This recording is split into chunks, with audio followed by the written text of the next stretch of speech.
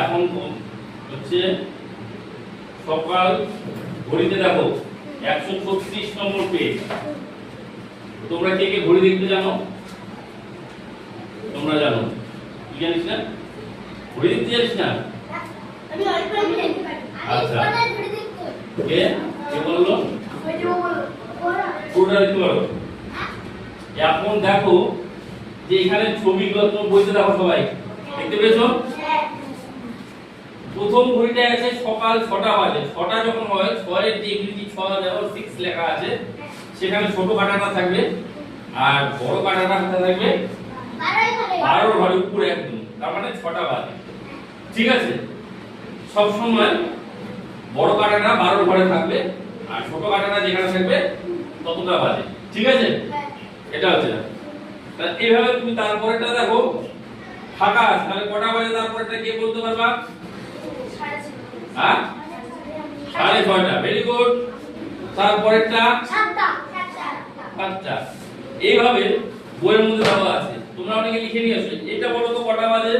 আমরা একটা ঘড়ি নিয়ে এসেছি, দেখো। হ্যাঁ, 12:15। Very good. কে বললাম?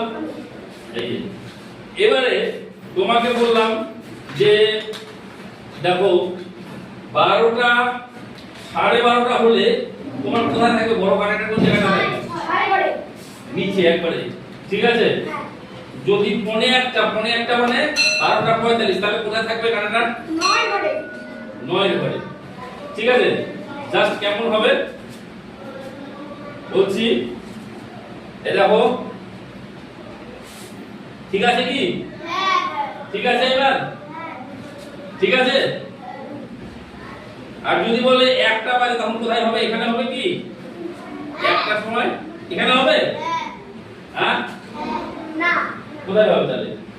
এখানে হবে। 1টা বাজে তো। ঠিক আছে? হ্যাঁ। ঠিক আছে? হ্যাঁ। মানে ছোট কাঁটাটা 1এর ঘরে থাকবে, বড় কাঁটাটা 12টার ঘরে থাকবে, তাহলেই সেটা হবে 1টা বাজে। হ্যাঁ, বুঝতে পেরেছিস? এটা হচ্ছে আমরা ঘড়ি দেখা শিখলাম।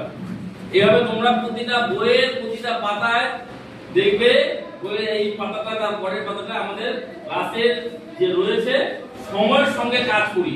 সময় কারোর জন্য ওয়েট করে না। সময় এই চলে আছে, 1 সেকেন্ড চলে গেল, এই সময়টা আর জীবনে ফিরে আসবে না। ঠিক আছে, তো সময়